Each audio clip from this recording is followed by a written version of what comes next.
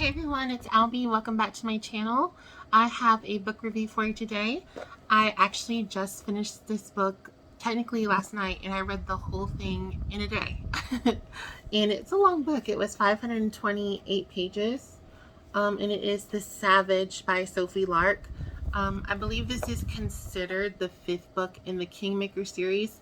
I have read The Heir, which is the first, and I just decided to skip the rest and read the newest one since it was launching. It launched the last Tuesday. Today is Monday, so less than a week ago. Excuse me. You can get this on Amazon, and I think I paid like around $15 for the physical copy, and the ebook is $4.99. I will say this book is really heavy, and I do plan to buy the physical copy of Anastasia. Just because I love the movie Anastasia, so I want to have like a physical copy of the Anastasia book by Sophie Lark coming out this summer. But it's a heavy book, so if you don't like to hold heavy books, get the ebook. I legit. I will say what's nice is that the pages, like they're, I don't know if I can get in trouble for this, but like the pages are they're big, and like the wording's big. Oh shoot! I just got lipstick all over the cover. I like swiped my mouth. Let me get this before it stains. Alright. I digress. I got lipstick on it. Oh wow. So it's a heavy book. It was long, but it was a good story. So this, excuse me, my witch voice is coming out. So this has Adrik Petrov and, yes, Adrik Petrov and Sabrina Gallo as our leads. Sabrina is, sort of related to the family, being a Gallo. There's Leo and Anna, etc. And Adrik is of the Russian mob. He seems to be a little bit older than Sabrina. So because I didn't read this series, there are little things I'm missing, but I'd say for the most part I was fine reading this sort of as a standalone and not in sequential order. So what was interesting about this was both of the characters or sort of the bad girl, bad boy archetype, and Adrik is really seen as like the macho bad boy, but Sabrina is his equal, and he almost has to keep up with her. So at the very beginning of the story, there's a scene where he wants to take her to dinner or something, just for fun, friends. And he's like, here, get on the back of my bike. And she's like, I don't sit on the back of a bike. And she ends up getting another bike and beats him to the restaurant, leaves him in the dust. And he's just enamored with her. He loves that she's so, I guess sort of his equal. She's not I would say wallflower, but this is a contemporary mafia romance. So she's not a wallflower, but she's very of her own. She knows herself. She knows her worth. She's very confident. She's a go-getter. And Adrik is really drawn to that. So we find out that sort of right before the story begins, Sabrina has ended her relationship with Ilsa, who is another student of the Kingmakers, and they broke up the night before. And Sabrina's bisexuality does play a large part, I would say, in the story. At the very beginning, there is a scene where Adrik and Sabrina meet a woman, Kylie, sort of at the club, and they bring her to their hotel room and have a night of passion. And that sort of is what embarks Adrik and Sabrina's relationship. So they're very carnal with each other.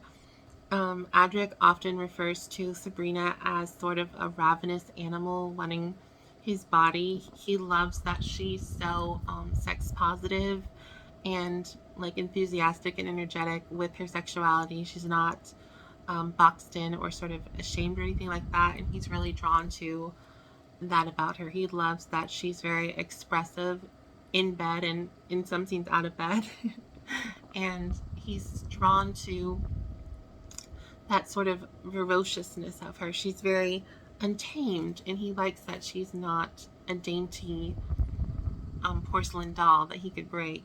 He likes that she's his equal in a lot of ways. So Sabrina and Adrik's relationship is found out, and it's sort of controversial with their families. And Sabrina is supposed to return to Kingmakers. I believe it's Academy. I couldn't remember if it was Academy or University. and she decides, no, I'm not going to go there. I'm going to go to Moscow with Adrik. So they embark on a long love affair to Russia, and it gets a little sensitive there. Sabrina starts to make drugs for the mafia, so that was an interesting choice. Wasn't my favorite thing, but you know, you got to do something, I guess. And there is a big misunderstanding that happens in the story. I don't want to give too much away, so I'm trying to be vague. And you know, their trust is torn between one another, and having that trust taken away, there's been a mark put on Sabrina by the mob. So her life is in danger because of some things that went down. So the mob is sort of after her for a bounty. So that's not very good. And Adrik is still basically in love with her, but he's really hurt, but he knows he has to protect her. So if you want a romance with the hero, is very, I wouldn't say possessive, but very protective of his girl, you know. This is a romance I think you'll really enjoy. I like that this story, although it was a Kingmakers, it didn't take place at the school. I didn't necessarily love that aspect of the first book. I know it's supposed to be sort of a play on Hogwarts, but I'm not a fantasy person. I'm not a Harry Potter person. So I didn't really care much for the school aspect. And I don't really like to read like school romances, i.e., high school or college anymore, just sort of over that. And so I really enjoyed that this didn't take place at the school. It took place in Moscow. So I like that we didn't have this sort of like mundane, I gotta do my homework, you know, sort of thing. I'm too old for that. Me personally, you know. Some people love high school stuff, so I think my mom said she did. I was like, ooh, why? But, you know, each to their own. So I like that this, although it was a Kingmakers, it didn't take place at the school. There was a lot of action and adventure, pun intended, in this story. So it wasn't a thriller, but there were thrilling moments. Some of it had like those like fun James Bond sort of scenes. You know, they're on the bike and escaping, you know, being killed. You know, so that was sort of fun as a fun read. The sexual content is very strong, I guess. I mean, to me, it wasn't very spicy in like the spice that I like to read about. It was just very graphic in what it said, and but it wasn't, you know, it wasn't the stuff like I like. I find some things to be more spicier in historical romances, just because of the, you know, taboo nature of like, oh my gosh, she's not wearing a glove, skin on skin, kinetic energy, what's gonna happen? More so than like, you know, they go at it like they're just been released from a one-person cell. So yeah, I will say I gave this a book 5 stars because I really did enjoy it. I really did like the romance. I liked that it, even though it was Kingmakers, it didn't take place at the school. I really appreciated that because like, ugh, I don't know if I want to read school stuff. And it got to a point where it's like, oh no, she's going to go to school and they're gonna have to break up and it's gonna be angsty, and it didn't do that. So I was very thankful. But I really like this story.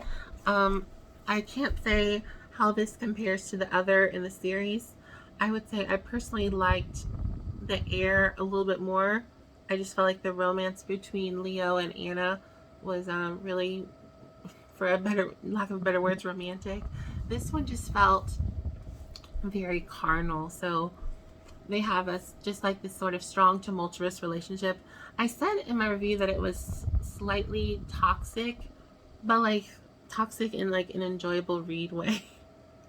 So I can't really think of a modern sense. Maybe Kim and Kanye would be a good example, but I thought of like Elizabeth Taylor and Richard Burton, where it was like a toxic romance, but like they were like really in love with one another and really like, you know, carnal with one another. And that's sort of how I felt Adrik and Sabrina were. So I can't really think of a modern Elizabeth Taylor and Richard Burton sort of thing. Maybe Kim and Kanye, but I don't know. I don't know if they were that as romantic as Elizabeth and Richard. So if you can think of someone that's like the modern day Elizabeth Taylor, Richard Burton, where you have like a toxic but spicy relationship, let me know, because I can't really think of one. But I really did like this story. I think a lot of people will be happy with it. I read it very quickly, which surprised me. It surprised a lot of people because this book is really long. But I enjoyed the read. So I hope you enjoyed this review. I hope that if you've picked up the Savage as well, that you've enjoyed it. I am really, really, really excited for the Anastasia book. I'm sorry, my mouth is so dry. Let me pause and get some water. Got some water. I will say I am really, really looking forward to her Anastasia retelling by Sophie Lark. And I think it's going to be like based on Anastasia, the 90s movie, which I love. That's like my favorite princess movie, other than The Little Mermaid, obviously. But I do love that story. Sorry, my water bottle's in the way. I just noticed. So I'm looking forward to that a lot. So another thing I'll say, this is a mafia romance, but it's not as mafia as I would like. It's more mafia-ish than The Heir was, the first in the series. But I really loved The Bastard's Betrayal by Katie Robert, and that to me was a really good mafia romance. And I like that where it's very dramatic, and I said operatic, like soap opera. So I love The Bastard's Betrayal. If you've read mafia romances that are similar to The Bastard's Betrayal, I might have to read the O'Malley series by Katie Robert. I might pick that up. So this is a little more mafia-ish. If you want it to be more mafia related, I think this is a good choice. Like I said, I don't think you really need to read them in order. I skipped books 2, 3, and 4 and went straight to this one from number 1 and had no problems reading it. I hope you've had a wonderful day. Don't forget to like, comment, and subscribe, and I will see y'all soon for another video. Bye everyone.